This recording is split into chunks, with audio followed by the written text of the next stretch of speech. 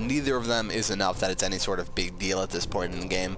Right now we're seeing kind of an awkward transition when people are really starting to move around, and I'm really going to kind of give the edge to the Hellborn team so far. They've just had superior movement. They've had really great team fights so far. I'm really happy with the way that they're playing.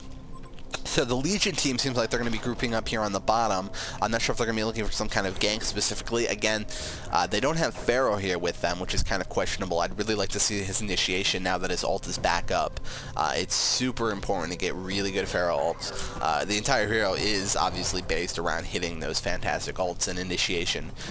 He's been a little bit too eager with them. You can kind of save them. You don't have to use them to start the fight. You can use them to isolate a hero once the fight has started. But, you know, we'll see how he transitions for the rest of the game. As far as items, we have just boots and a ward on Torturer. Malikan is going right for that Whispering Helm, one of his 2 core items, I would say. Once he gets that Whispering Helm and the Shrunken Head in the mid-game, he becomes really, really powerful in team fights, especially with that great initiation he has with his ult. But it does look like he is, he actually could go pick up his Whispering Helm right now, and I fully expect that's what he is doing right here. We do have Torturer pushing a little bit dangerous here, but they don't actually go on him. Valkyrie just has Ring of a Teacher in his Steam Boots. You know, he's just kind of farming away. Right now he's roaming a little bit, trying to land some good arrows, but the Hellborn team is just really not giving him the opportunity to do that. So he's a little bit losing his farm. I'd rather have him, Valkyrie, take over this farm, and Pharaoh, you know, go try and set up some good ults. Speaking of which, we'll just do Pharaoh real quick. Pharaoh does have a Neophyte's book. He could either be going for Puzzle Box or Codex, which is an absolutely legit build, and don't let anybody tell you otherwise. Codex is legit on every hero in the game. And then we do have the Witch Slayer, who has boots. It looks like he's going for Steam Boots, which is a little bit unusual for a support hero, but if you can get it, it's a nice little HP boost. And, you know, power supply and all that basic stuff. On the Hellborn team, we do have a Tundra with Post Haste. Fantastic item for him, obviously. You can Post Haste to your bird, which gives you a ridiculous amount of movement on the map. You know, you can farm a lane and almost have Sandwraith-like ability to kind of get to a team fight really quickly if you've been positioning Shiver well. And he does actually use the TP to the top. It'd be interesting to see if they go on Valkyrie. Valkyrie is probably dead here. They are just spamming all their cooldowns on her, and she's not going to be able to live. That is quite unfortunate. I wish they had some sort of vision up on top on this Legion team to cover for this Valkyrie. She's getting kind of devastated. You know, she's down to only 171 gold per minute, which is quite low. Malikan is managing 330 gold per minute, which is fantastic. But, you know, at this point, the Legion team is really, you can see, kind of solidifying a lead. And 2,000 gold split among 5 players might not seem like a big deal, but the thing is that their lead is kind of concentrated pretty thoroughly onto, you know, powerful heroes. You see Tundra just about has his portal key, and that portal key post haste combination is going to let him really be effective at picking off heroes, taking it over. Valkyrie is not going to be safe in the lane for the rest of the game now when he picks up his portal key, which it looks like he should be doing any second now. I assume it is a portal key that he is going for here. We see good warding from both teams. We have seen quite a bit of counter warding, but they have managed to effectively get these wards up, have vision of the river at least. They would ideally like to have more vision, but they're kind of settling so far for just the ward vision. We do on Bubbles, we have a portal key is done, so we're going to see double portal key on them. That's going to be really quite devastating. Maybe I'm wrong. Maybe Tundra is not going for this portal key. Is he going to pick it up right here? Tundra, take your portal key. You're making me look like a jackass. Alright, so maybe he doesn't have a portal key. I don't know what I'm talking about anymore. Ah, there it is, portal key. Alright, so we do have double portal key on this Tundra Bubbles combination. It's extremely strong. You know, he can get in there. He can hit a lot of people with his shards that are in the Bubbles ult. All kinds of fun stuff like that. It's going to be really fun to see them jumping around. I would expect Magnus to get one at some point. Magnus tends to be a little bit slower, especially when he's in a tri-lane. You know, you don't get that much farm on him, but it'll definitely be powerful. I mean, between all of that and the Andromeda stun, there's going to be just a ton of movement from this Hellborn team. And movement is really great because it lets you implant more kind of skill and positioning into the team fights, which I think ELMO is fairly confident with. They do have a lot of players that are actually at the 1850 cap right now. I think they might have had to stop playing specifically because they were at 1850. And this is, of course, the Amateur Open, which means that players of 1850 and lower on all their accounts were the selected people for this particular tournament. We do see Tundra farming away. Again, he has that post haste. He's going to be able to move around wherever they need him. I would like him to be sending Shiver. Yep, there he goes. He's sending Shiver over right now, so he's going to be able to have that movement if there's a team fight that comes up. We are seeing a stack here onto the Ancient Creeps. That's really great. That's going to increase his farm a little bit if he manages to clear those. You know, Malkin uses his ult, and suddenly he's able to clear those creeps quite quickly. He does have his Whispering Helm, probably working towards his Shrunken Head. He's at 2,200 gold right now. I'll be really interested to see how the team fights change once Malkin has his Shrunken Head. It'll let him really effectively get in the middle of those heroes and do some serious damage. But again, you know, the Hellborn team will have quite a lot of movement in those team fights, so it'll be interesting if Malkin is able to actually be effective with those ults, or if they're just going to kind of spread out and wait for him to do it and then jump on him. We do see like we're going to have a lot of action here in mid. Oh, a lot of cooldowns going down. Witchslayer actually gets picked off. He could have probably backed off there. But we do see that Malkin, that powerful ult, and now he's just ripping into players. Valkyrie with a really great call of the Valkyrie right in the middle. And we do see a 4-for-1 exchange for the Legion team. That is so important for them. It does actually bring Malkin up to 3,000 gold. You know, he's 900 gold away from his Shrunken Head. If they get this tower, that's going to bring him even closer. Such an important fight for the Legion team. You know, the Hellborn team, they might be getting a little initiation happy right now that they seem like they feel like they have an edge. They definitely had a momentum edge. It's swinging back to the Legion team right now.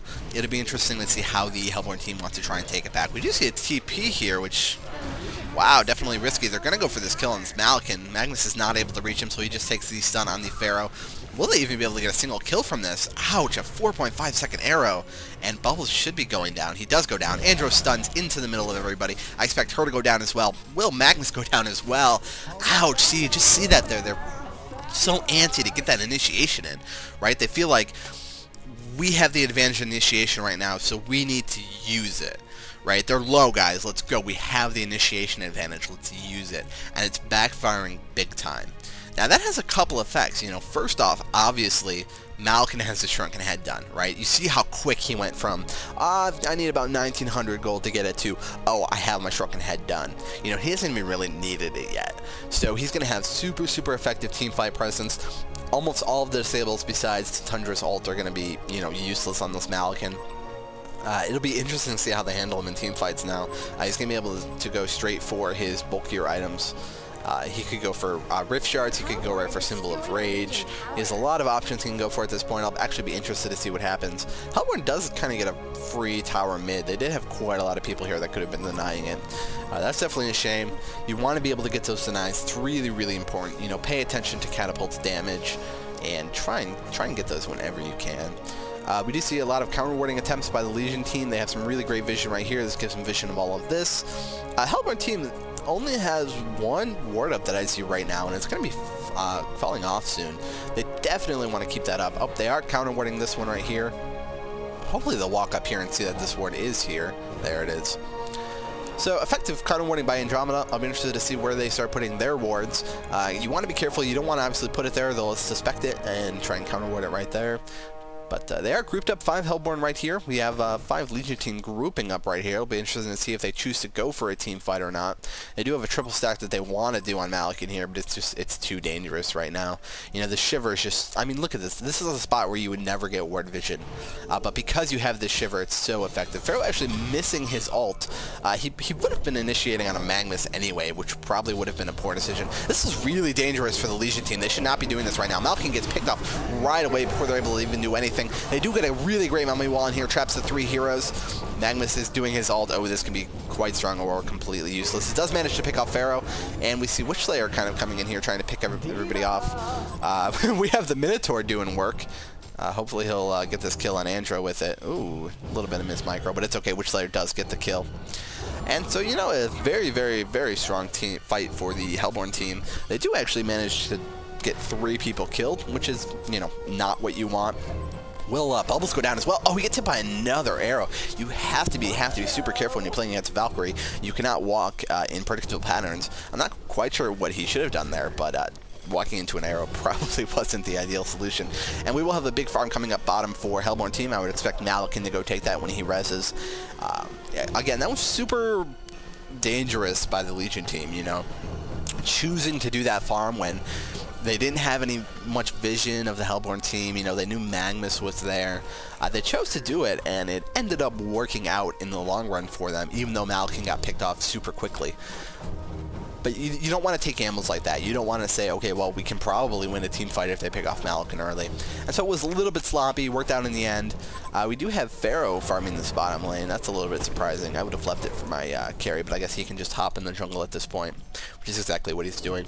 He does have up to 1,000 gold again already. And I expect him to try and stack these again and get that triple stack.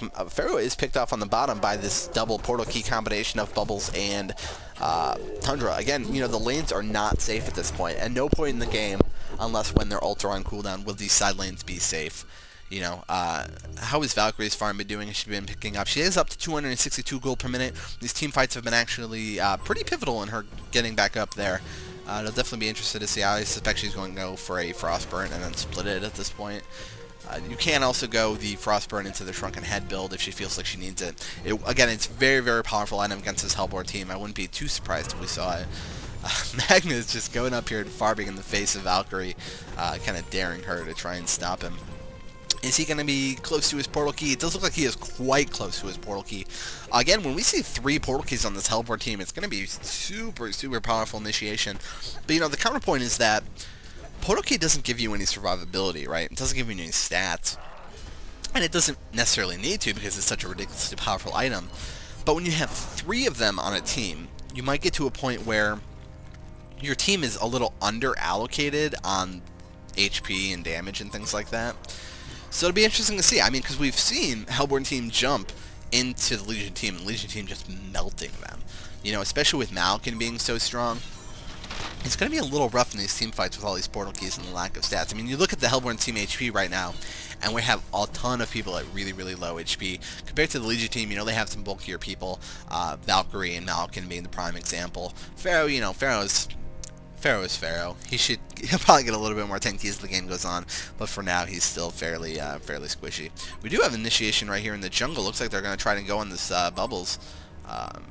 Does Pharaoh does have his ult up, but they choose not to use it.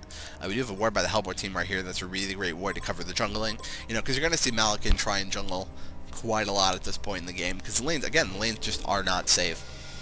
You do not want to be in the lanes if you can avoid it at this point. It looks like they did manage to spot Shiver right here.